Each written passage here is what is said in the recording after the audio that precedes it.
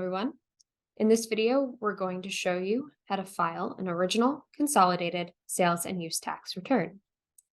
This is a logged in activity, so you must have a Maine tax portal username and be logged in to do this. We will begin on the logged in home screen in the summary tab, and we'll navigate down to the sales and use tax panel, where we'll click the option to view and file returns. And we'll click File Now for the period for which we'd like to file. We are brought to the demographic information page. A few notes on this screen. There is an alert at the top telling you that you are filing a consolidated return. If a location has closed, please go to the Manage Locations option under your Account tab and remove the location that is no longer active. For further instructions, please see our video on managing branch locations. Required fields are indicated by a red asterisk or a red circled I, and you'll be unable to continue until these fields have been completed. Please note the Save Draft button at the bottom of your screen. You may select this button at any time to save your progress. You can also select the Cancel button. This will not save your progress. Or you can navigate back to a previous page by clicking either the Previous button or a previous page name at the top of the screen in the blue bar. For now, we'll click Next to proceed. Next, we are brought to the sales breakdown screen where we'll fill in information as applicable to us and our business. If you are unclear on what is being asked for on a given line, you can click the blue text for more information.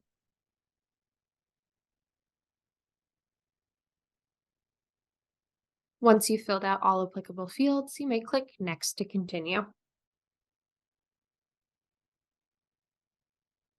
Next, we are brought to the consolidated screen where we can see instructions for importing a consolidated schedule. We do encourage you to read these thoroughly before you begin.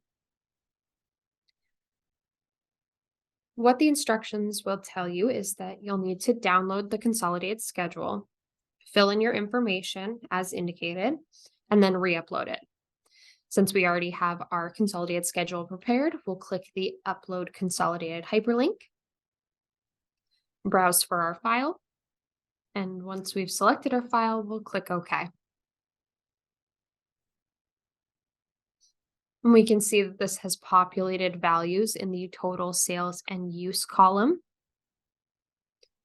We'll confirm that those appear right and click Next to proceed. If any of your branch locations on the consolidated page had $0 in total sales and use, you will see an additional page before this sales screen asking you to confirm the $0 amount for that location.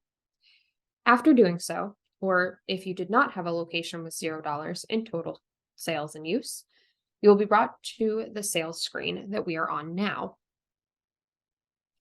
This page, as well as the next few to follow, are auto-populated based on the information we provided in our consolidated schedule.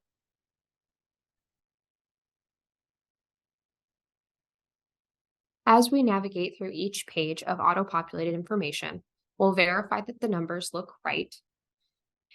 If you notice anything that is not correct, you may navigate back to the consolidated page and re-upload your consolidated schedule after making corrections.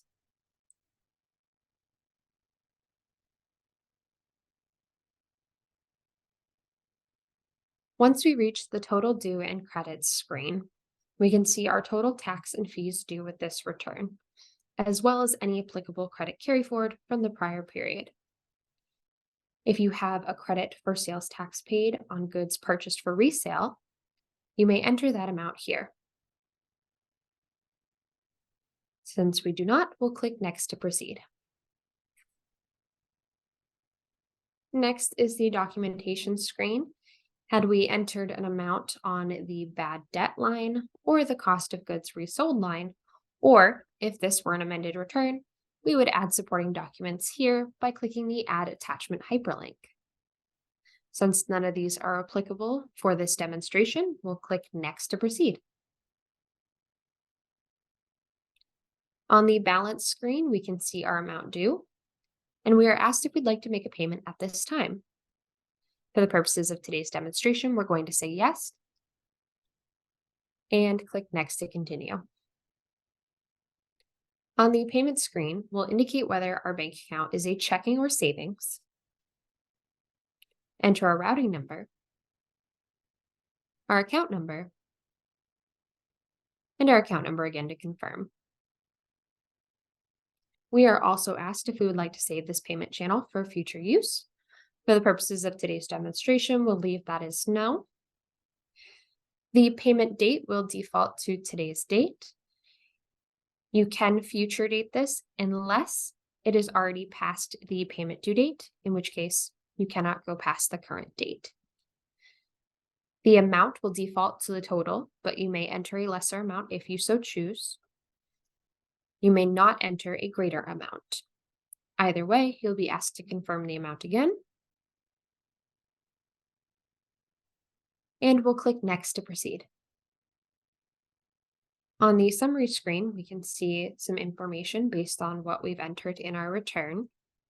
We'll verify that this looks correct and click Next to proceed.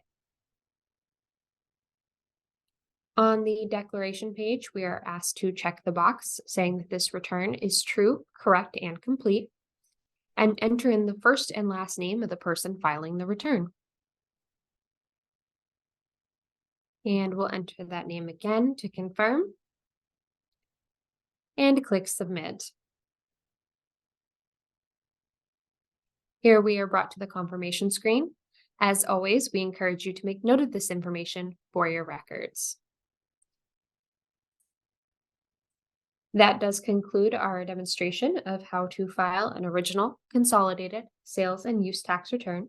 Thank you all for watching.